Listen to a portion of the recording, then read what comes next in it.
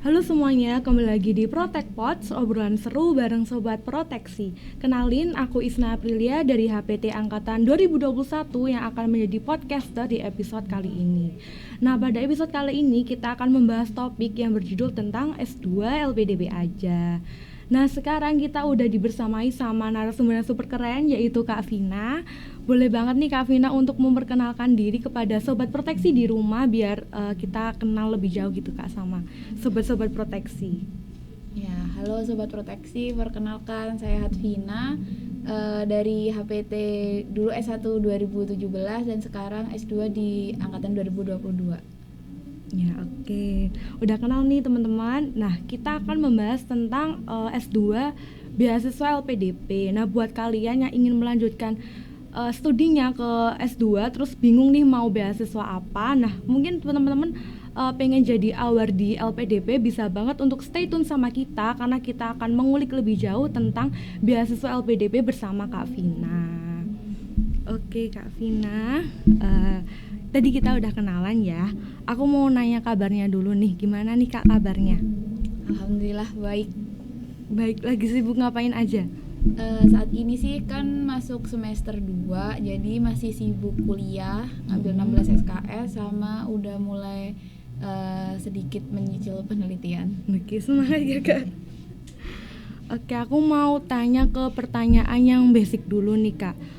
Apa sih beasiswa LPDP itu? Sebenarnya beasiswa LPDP itu kan beasiswa yang didanai dari Kementerian Keuangan ya. Itu beasiswa itu diperuntukkan untuk anak-anak atau orang-orang yang ingin mendaftar S2 atau S3. Jadi khusus untuk S2 dan S3. Dan itu tuh ada banyak sih ininya, kayak ada jalur reguler, ada afirmasi, ada jalur PNS kayak gitu-gitu. Oh, jalurnya banyak ya Kak. Kalau syaratnya sendiri apa nih Kak? Apa IPK-nya harus tinggi apa gimana? Syarat-syaratnya. Syarat IPK sih kemarin kayaknya nggak terlalu ini ya, nggak terlalu signifikan gitu loh, kayak ya yang penting IPK-nya kan di atas 3,25 gitu, itu udah normal gitu kan. Terus syarat yang lainnya berkas, kayak yang paling susah sih, yang paling penting ya itu TOEFL. Terus ada kemarin tuh ijazah, ada transkrip kayak gitu, terus recommendation letter gitu sih. Terus kalau tahapannya itu apa aja Kak? Sama benefit apa yang Kakak dapetin selama jadi awardee LPDP? Kalau tahapannya tuh ada 3 ya. Secara umum tuh ada 3. Yang pertama administrasi, yang kedua itu TBS, tes bakat skolastik, terus yang ketiga itu tes substansi atau wawancara. Nah, yang pertama itu dari yang administrasi itu kan tadi ya ada berkas-berkasnya tadi kan, sama satu lagi tuh ada bikin isai.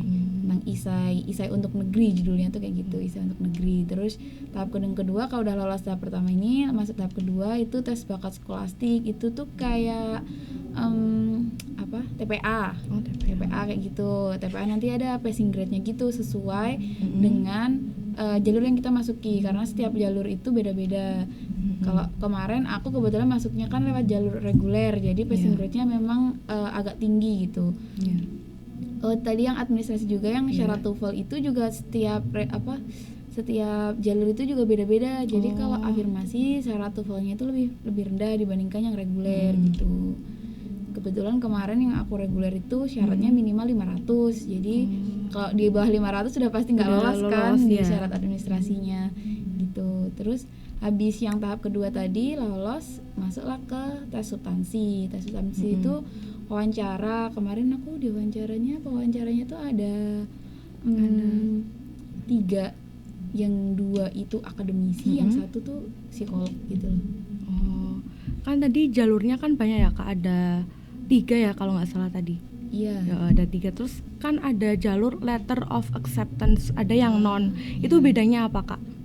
Sebenarnya itu tuh bedanya, kalau kemarin aku ya, case-nya aku itu tuh aku lewat jalur yang nggak pakai LOE atau non LOE, karena aku kemarin itu masih mikirnya aku pengen dapat beasiswanya dulu, baru aku mencari kampusnya, karena aku pengen dapat kepastian dulu nih aku ada fundingnya, baru aku nyari kampusnya. Tapi kalau yang satunya itu jadi kamu nyari kampusnya dulu, dapat letter of acceptance dari kampusnya, baru nyari beasiswanya. sebenarnya kayak gitu. Tapi kalau yang non LOE, yang LOE yang dapat LOE dulu itu sebenarnya dia bisa men-skip tahap kedua yang tes bakat skolastik itu. Jadi dari administrasi dia bisa langsung ke tes substansi aja gitu, karena dia udah punya LOE. Tapi juga sebenarnya itu tuh emang enak sih, karena cuma 2 tahap doang. Cuman ya tidak menutup kemungkinan juga nggak lolos, itu pasti ada kemungkinannya kan di situ kan. Jadi ya semuanya itu sebenarnya 50-50 sih, tergantung pengen yang mana. Jadi tergantung diri kita sendiri juga ya Kak. Oke. Kan tadi ada nulis essay gitu ya Kak. Mungkin kalau Kak Vina sendiri tips nulis essay yang benar tuh gimana? Mungkin struktur kalimatnya gimana gitu Kak, biar lolos. Sebenarnya sih kemarin aku nulis tuh karena apa ya? Nulis tuh kemarin tuh karena kebetulan kayak kepikiran aja ada topik yang sebenarnya yang aku tulis tuh isanya tuh kayak relate sama bidang ilmu kita gitu loh. Jadi dan itu tuh topiknya itu yang bisa direalisasikan. Tipsnya sih itu sih, topik yang ditulis di ISA itu harus bisa direalisasikan dan kamu tahu tahapan untuk merealisasikannya gimana. Jadi kalau kamu menulis tuh yang penting realistis aja di situ. Terus yang ya kalimat-kalimatnya sih yang bisa dipahami, yang jelas bisa dipahami, tapi tidak dipahami dalam konteks dipahaminya itu oleh semua orang gitu loh, karena mungkin karena basic kita kan ilmunya perlindungan tanaman. Jangan kamu terlalu menulis ISA itu yang terlalu basic dengan perlindungan tanaman sehingga orang lain atau juri yang melihat ISA kita tuh nggak ngerti ini tuh apa. Harus gitu. general gitu ya Kak? Harus general. Kalau ada minimal katanya nggak Kak dari itunya? Kemarin tuh kalau nggak salah ya 1.500 apa ya? 1.500. Iya, lumayan banyak. Kayaknya 2 halaman gitulah. Iya, biasanya kan 500 ya kalau yang lain-lain. Kan tadi juga ada syaratnya interview. Nah, kalau dari Kak Vina sendiri gimana sih cara ngehadapin interview biar nggak nervous gitu Kak pas interview? Yang pertama sih pasti latihan ya. Itu latihan yang jelas, kayak kalau aku kemarin ngelihat video di YouTube aja sih kayak gimana sih sebenarnya interview LPDP itu semenakutkan apa. Kalau cerita orang-orang kan menakutkan gitu. Terus aku lihat di YouTube, aku pelajari pertanyaan-pertanyaannya yang kemungkinan besar itu mungkin akan ditanyakan gitu kan sama gitu kan, aku pelajari aja gitu. Tapi sebenarnya juga nggak terlalu ini sih, nggak terlalu pas wawancaranya tuh kayak yaudah ngalir aja, enjoy aja, nggak usah terlalu takut, nggak usah terlalu melebih-lebihkan lah. Apa yang ditanyakan ya dijawab apa adanya aja, sebenarnya kayak gitu. Susah nggak Kak pertanyaannya yang pas ditanyain pas itu? Sebenarnya tuh ya kalau dibilang susah enggak sih, kayak ya tengah-tengah aja. Yang penting tuh bagaimana pintarnya kamu mengolah kalimatmu itu loh, karena kan di situ kan ada psikolog ya. Jadi kalau misalnya kamu berbohong, kamu itu akan ketahuan secara langsung gitu loh. Jadi kayak bagaimana kamu pintar-pintar kamu ngomong tapi ya jangan berbohong gitu loh. Kalau tadi kan juga ada tes bakat ya Kak, yang kayak TKD gitu. Itu susah nggak Kak soalnya? Kalau soalnya sih kemarin itu kayak kalau dibandingkan dibandingkan sama S1 dulu tuh ada apa sih SBM kayak gitu ya. SBM. Itu lebih susah SBM ya. SBM. Karena TKD kan lebih ke dasarnya aja, bagian TPA-nya gitu, kayak dasar-dasar aja.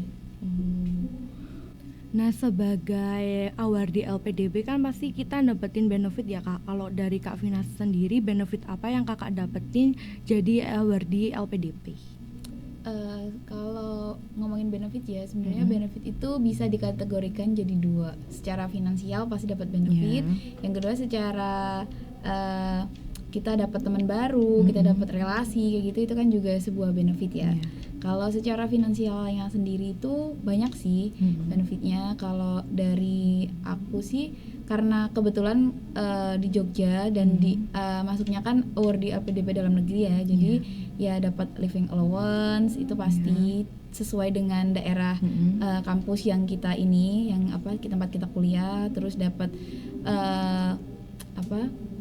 UKT udah langsung di bypass dari sana langsung. Terus dana penelitian, terus ada dana publikasi, dana seminar internasional, seperti itu juga dapat, udah di cover semua sama LPDP gitu.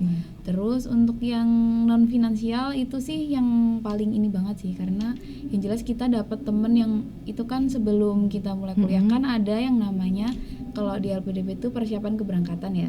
Itu tuh dari semua awardee itu tuh nanti akan dijadikan grup-grup gitu karena awardee-nya kan banyak. Itu satu angkatan itu kemarin punyaku ada 300, itu nanti kita ditemukan gitu. Ada yang namanya persiapan keberangkatan, itu kita ketemu, kita di situ mengasah soft skill bareng-bareng kayak gitu. Terus kita ya kenalan yang jelas kan, dan itu tuh untuk semua awardee. Jadi ada yang dalam negeri, ada yang luar negeri, semuanya itu dijadikan satu, bahkan S2, S3 semua dijadikan satu. Jadi kita bisa saling kenal gitu. Kegiatannya ngapain aja Kak pas itu ditemuin bareng-bareng itu? Itu tuh kegiatannya kalau yang online itu 10 hari. Itu nanti kegiatannya tuh ya ada Zoom meeting, kita bikin project, kita ada presentasi, terus ada narasumber yang keren-keren lah yang pasti itu kalau yang Zoom meeting. Kalau yang langsung itu seminggu, biasanya seminggu ke Jakarta ke kantor LPDP. Nanti di sana kita ya acara kayak gitu juga tapi dalam secara langsung gitu loh. Oh, kayak webinar juga ya? Ya. Oke, menarik banget nih teman-teman. Benefitnya juga banyak ya Kak, selain dari uang kita juga dapat benefit dari kayak relasi dan juga ningkatin soft skill. Oke, mungkin dari Kak Vina sendiri buat sobat proteksi di rumah ada nggak kayak motivasi buat sobat proteksi lebih semangat untuk misal mau join jadi awardee LPDP gitu Kak? Boleh ada sepatah dua kata?